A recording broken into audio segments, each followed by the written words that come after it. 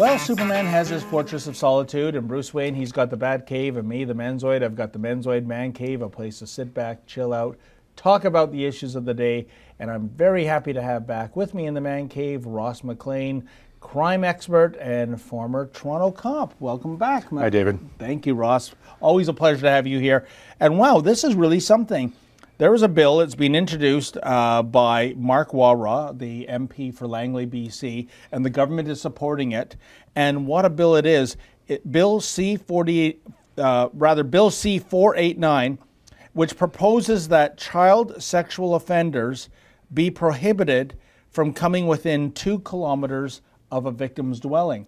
And the amazing thing is, this was brought about, Ross, because of a loophole in the house arrest situation right now, where you've had actual cases of a child sex offender under house arrest being across the street or even next door to the child that the offender violated.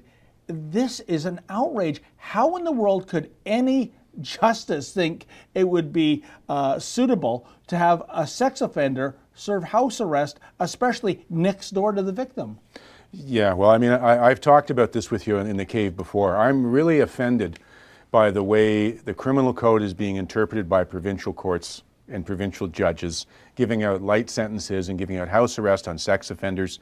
Everything is done for the convenience of the court and seemingly for the convenience of the offender, and not for the victims. Yeah. I mean, this is about the second private member bill that has come out that the government has said, the Justice Minister has said, I'm going to support this wholeheartedly. The government's behind this. Because people, can you imagine you have a child that was sexually offended by your neighbor? And that's who it is a lot of the times. Yeah. And that person gets out on house arrest for 2 years, but it's right next to your child.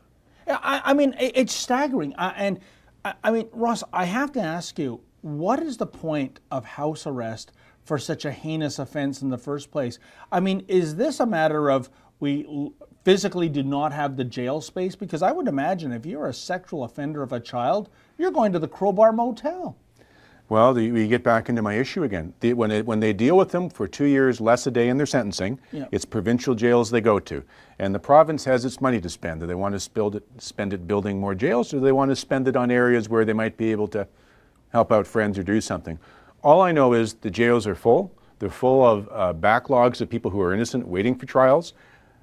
The courts know that, the judges know that, so that's why they're doing all these house arrests. You know, but Ross, my point is, let's build some new prisons, because house arrest, by definition, it's not an arrest at all. I mean, you have your computer, you have all your gadgets, you have your home theater.